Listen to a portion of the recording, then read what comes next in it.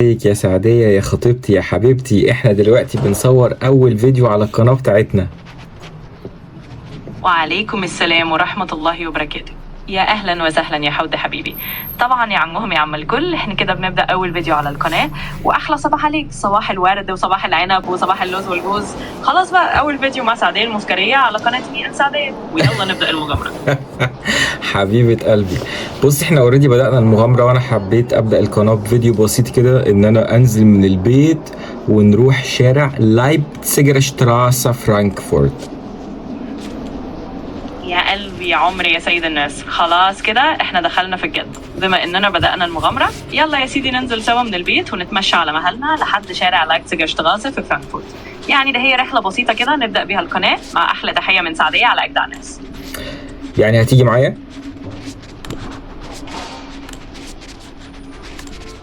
طبعا هاجي معاك يا حود حبيبي، انا وسعديه على طول موجودين.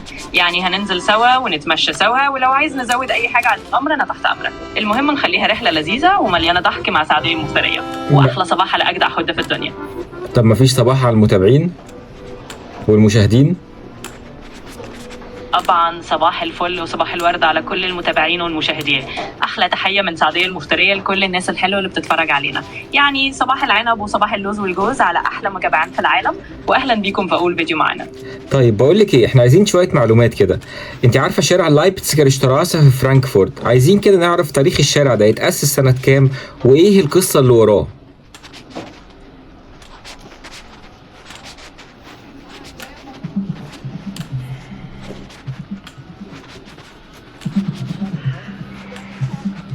بص يا حدة، شارع لايبزيج شتراسة في فرانكفورت ده شارع قديم بيرجع للقرن ال19، وكان جزء من طرق بترابط فرانكفورت مع مدن تانية زي لايبزيج. مع الوقت بقى شارع حيوي مليان محلات ومقاهي ومعالم، وفي تصميم معماري جمع بين القديم والحديث. يعني باختصار كده هو مكان لطيف للتسوق واستكشاف تاريخ فرانكفورت. ما تعرفيش مين اسم مين اللي فكر ان هو يسميه لايبتسيجر شتراسة، ومين اللي خطط ليه، ولا هو الموضوع حصل بشكل غامض مش مذكور في التاريخ؟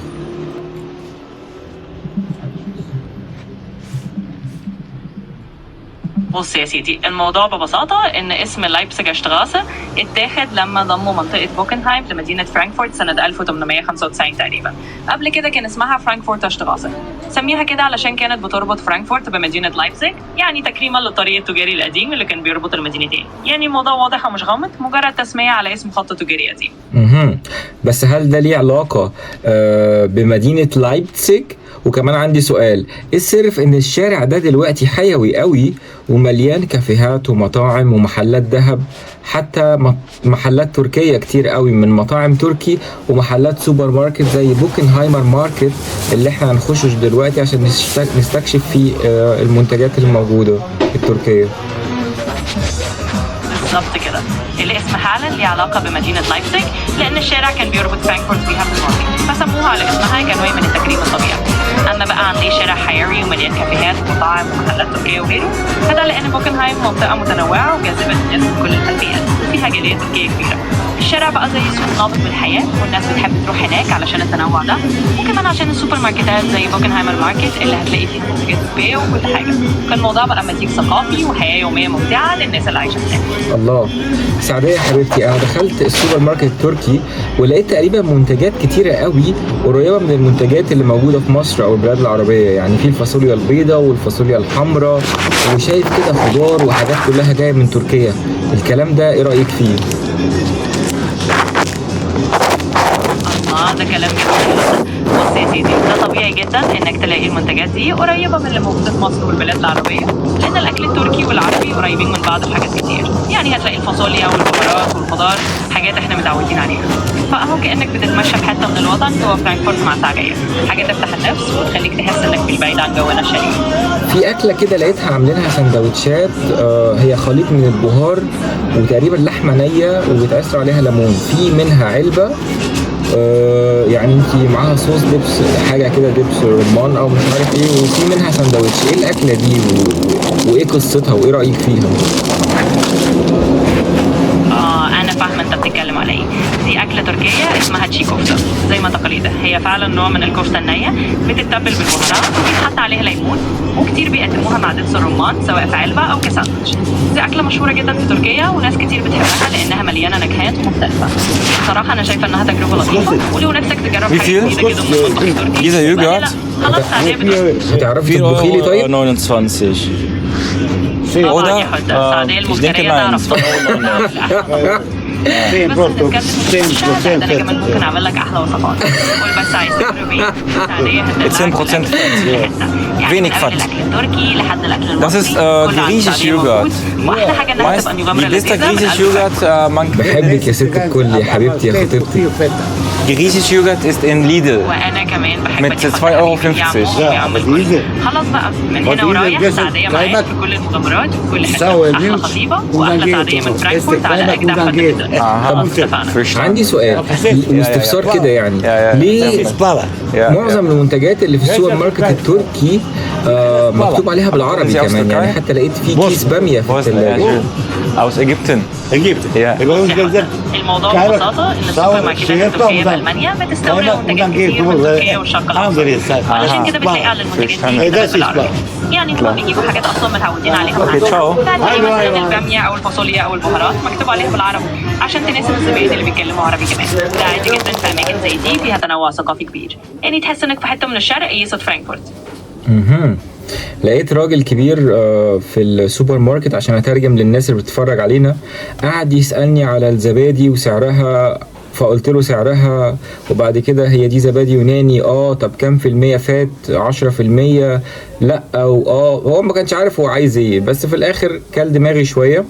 وللاسف الكاميرا اللي اشتريتها عشان اصور بيها بطاريتها خلصت دلوقتي، فنعتبر ان ده نص فيديو وبدايه واستفتاح للقناه بتاعتي انا وخطيبتي حبيبتي سعديه.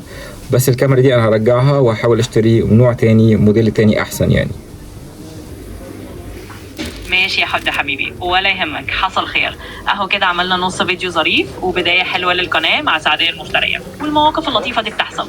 الراجل جننك شوية مع الزبادي بس مش مشكلة، المهم انك ترجمت للناس ووريتهم الاجواء. وبالنسبة للكاميرا عادي جدا نرجعها ونجيب واحدة تانية احسن، اهم حاجة اننا نكمل مع بعض. فخلاص اعتبر ده كان افتتاح خفيف ولسه جاي احلى مع سعدية وخطيبها. طب بقول لك ايه، انا هسيب لك اخر دقيقه في الفيديو، تحبي تقولي ايه للمشاهدين بالنسبه لمناسبه اول فيديو في القناه؟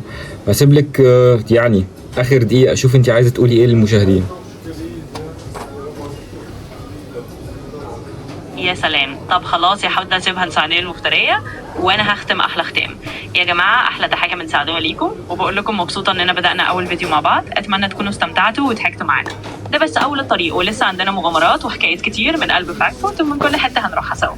فاحلى صباح عليكم وصباح اللوز والجوز على اجمد متابعين. استنونا في اللي جاي مع حودة وسعدية. حبيبة قلبي، بقول لك ايه، مش هتقولي زي بقية اليوتيوبرز لما بيقولوا شير ولايك وسبسكرايب والحاجات دي؟ طبعا يا حدة، سعدية مش هتفوت الحتة دي ابدا. يا جماعة بقى ما تنسوش تعملوا لنا لايك لو عجبكم الفيديو، وتشتركوا في القناة عشان يوصلكم كل جديد من حدة وسعدية المفترية، ويلا فعلوا الجرس بقى عشان نبقى على طول مع بعض. احلى صباح عليكم واستنونا في اللي جاي. خلينا بقى نكمل دلوقتي، احنا بنكمل الفيديو بالكاميرا الجديدة اللي اشتريتها DJI اوزمو نانو. ايه رأيك يا سعدية في الكاميرا الجديدة؟ كاميرا جديدة؟ طبعا هقول لك رأيي، بس بشكل سعدية كده. هقول لك يعني ايه، جبت DJI اوزمو نانو كويس جدا، مع اني متأكدة انها تبقى خطوة متعبة تانية، بس يلا هو انت هتقدر تعيش من غير ما تجرب كل حاجة جديدة في السوق؟ في الاخر هطلع انا اللي اظبط لك الدنيا. فخلاص توكل على الله وجرب الكاميرا الجديدة، وسعدية هنا عشان تبص معاك على كل لقطة وتقول لك لو الدنيا ماشية صح ولا لا. ما احنا بنجربها. عموما احنا لسه رحت المطعم رحت السوبر ماركت التركي تاني عشان نكمل تصوير بالكاميرا الجديدة. ودلوقتي انا لقيت هناك قسم اللحوم مليان فيه تقريبا فيه كل حاجة، لحم غنم، لحم بقري، اسماك، فيه كل حاجة. يا ترى اللحم الموجود في المحل التركي بيبقى حلال؟ بص بقى يا حدة، سعدية هتقولك كلامها العادي اللي مش هينفع اقول غيره.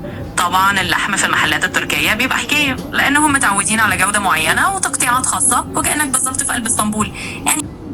يعني اللحمة في المحلات التركية اللي بتتباع ديت حلال؟ اللحمة حلال ولا ايه يعني يا سعدية؟ ايوه بالظبط يا حده، اللحم اللي في المحلات التركيه حلال طبعا، ده انا بشتري منه كل اسبوع وبطبخ لك منه وانت بتاكله ومبسوط. يعني ايه بتاكل وتنسى ولا ايه؟ خلاص كده اعتبرها بصمه سعديه المفتريه، اي حاجه بنجيبها من هناك حلال وعلى مزاجك وبالهنا والشفا يا باشا. انت عارفه انا بقى يعني بكون واثق فيكي وباكل وانا ساكت، يعني ما بتكلمش خالص. طبعا يا حده انا عارفه انك واثق فيا، يعني من الاخر ما تقلقش خالص، كل اللي بجيبه لك مضمون وانت بتاكل وانت مغمض. انا عارفه انك مش خايف ولا حاجه، بس يعني لازم احرك شويه. بقول لك ايه، في لقيت لانشون كده كتير مكتوب عليه بالعربي اكنه فعلا منتج عربي. في لانشون لحمه وفي لانشون فراخ، نجيب منه الاسبوع ده ولا بلاش؟ ايوه يا حده خلاص فهمتك يا حبيبي، لو لقينا لانشون مكتوب عليه بالعربي كده ومبين انه من عندنا وموثوق يبقى نجيبه ونجربه. يعني سعديه ما عندهاش اي مانع نجرب حاجه جديده، خاصه لو هتكون على مزاجك. فتعالى نجيب شويه لانشون لحمه او فراخ ونشوف هيعجبك ولا لا. المهم ان سعديه هتكون معاك في اي تجربه جديده وتخليك دايما مبسوط. طب ايه السر ان انا طول ما انا ماشي في السوبر ماركت التركي بلاقي كتير اكتر حاجه هي تقريبا منتجات اللحوم، سواء لحوم عاديه او منتجات مصنعه؟ ايه السر في كده؟ هل ده له علاقه بالاتراك ولا مش فاهم؟ ايوه يا حده، بص السر ببساطه ان الاتراك عندهم ثقافه قويه في موضوع اللحوم والمنتجات المصنعه منها. يعني الموضوع جزء من مطبخهم وثقافتهم، وده اللي بيخلي السوبر ماركتات التركيه مليانه انواع لحوم مختلفه سواء طازه او مصنعه. يعني الاتراك بيحبوا ان اللحوم تكون متوفره عندهم بشكل كبير، وده شيء طبيعي عندهم. فاحنا نتمتع ونختار اللي يعجبنا، وسعديه تفضل معاك طول الرحله عشان نكتشف كل الحاجات دي سوا. وايه موضوع السجق التركي دوت، وليه موجود منه اصناف كتيره قوي؟ بص يا حده بكل بساطه السوق التركي ده حكايه لوحده. ليه موجود منه اصناف كتير؟ لا لا، سجق تركي. حاضر فهمت قصدك خلاص، يعني انت بتتكلم عن السجق التركي بالتحديد. ماشي يا سيدي، السجق التركي ده عالم لوحده، والاتراك مشهورين بيه لان عندهم وصفات مختلفه وتواجل مميزه بتخلي حاجه مميزه جدا. هو فعلا اصناف السجق عندهم كتير ومتنوعه، عشان كده تلاقيه منتشر في كل السوبر ماركتات التركيه. فخلاص اعتبرها اضافه من سعديه عشان نعرف ليه السجق التركي واخد الشهره دي كلها. وفي النهايه خلينا نجرب ونشوف هيعجبك ولا لا. هو تاريخه ايه السجق التركي هناك عندهم؟ امتى ابتدى ومين اللي اخترعه والحاجات دي كلها؟ بص يا حده ندخل بقى في صميم التاريخ. السجق التركي ده ليه جذور قديمه جدا، يعني تقريبا بدأ من العصور العثمانيه كطريقه لحفظ اللحوم وتدويلها. كانوا بيستخدموا البهارات والتجفيف عشان يحافظوا على اللحم لفتره طويله، ومع الوقت بقى جزء من التراث المطبخي التركي. يعني الموضوع مش وليد النهارده، ده هم مخترعينه بقى لهم قرون. فخلاص سعديه بتقول لك ان السجق ده حاجه اصيله عندهم ومن زمان هم بيعملوه، واهو احنا بنكتشف مع بعض حته التاريخ كده على السريع. سعدية ممكن تتكلمي بالراحة شوية؟ أنا شايف إنك بتتكلمي بسرعة قوي، يعني مفيش حد بيجري وراكي. أنا اشتريت لحمة مفروض عليها إيه النهاردة؟ هتطبخيها إزاي أصلا؟ ولا هتطبخي معاها إيه؟ طيب يا حده انا هقول لك بكل هدوء وبكل حنيه. انا طبعا هطبخ لك احلى اكله باللحمه المفرومه اللي اشتريتها. هنعمل مثلا كفته مشويه، او ممكن مكرونه باللحمه المفرومه على الطريقه المصريه، او اي حاجه على مزاجك. انا معاك وهطبخ لك وهكون جنبك وهنعملها مع بعض خطوه خطوه. لا أنا عايزك تحددي حاجة معينة وتقولي طريقة الطبخة برضه عشان المشاهدين والمتابعين يستفيدوا. ماشي يا حده. أنا عايز ابتكار. انا دلوقتي هنتكلم على مقادير كيلو، انا جبت كيلو عايز مقادير كيلو، وبعدين التوابل اللي انت قايلها دي توابل اي حد بيحطها على اي حاجه. ايه الميزه يعني؟ انا عايز الناس لما تجرب الحاجه يطلع طعمها حلو. ماشي يا حده خلاص هنبتكر ونعمل حاجه على مزاجك تماما. خلينا نقول اننا هنظبط مقادير كيلو لحمه مفرومه بطريقه سعديه الخاصه. اول حاجه هنعملها هنضيف للكيلو ده بصله كبيره مبشوره ناعم جدا ومعصوره كويس عشان ما يبقاش فيه ميه زياده. بعدين هنضيف معلقتين كبار من دبس الرمان، ده اللي هيديها نكهه مختلفه عن اي حد تاني. هنحط كمان شويه بهارات خاصه زي ربع معلقه صغيره قرفه وربع معلقه صغيره جوز الطيب المطحونه، وبكده هتطلع الكفته بنكهه مميزه محدش بيعملها وهتلاقي طعمها غني ومختلف. يبقى بالراحه، كيلو لحمه مفرومه، بصله مبشوره ومبصوره، معلقتين دبس رمان، ربع معلقه قرفه، ربع معلقه جوز الطيب. اعملها بالطريقه دي وصدقني هتطلع حاجه مميزه فعلا، وسعديه دايما عند كلمتها. تمام اوكي. عندي سؤال، احنا كنا في لايبزيج شتراسه، في سؤال نسيت اساله لك المره اللي فاتت. ليه الشارع ده حاليا مليان جاليه اجنبيه كتير قوي ومحلات ومطاعم من تقريبا دول مختلفه؟ ماشي يا حدا. خلاص هرد عليك على طول. بص، شارع لايبزيج شتغاسه بقى مليان جاليات أجنبية ومحلات من دول مختلفة، علشان المنطقة دي أصلا بقت زي بؤرة ثقافية أو مكان متنوع في فرانكفورت. يعني الناس من كل حتة جم واستقروا هنا عبر سنين، وده خلاها زي بوتقة ثقافات. فتلاقي بقى المطاعم التركية والعربية والآسيوية وغيرهم، وكل ده بيدي روح حلوة للشارع. يعني باختصار الشارع بقى زي ملتقى ثقافي طبيعي، والناس حبته واستقرت فيه.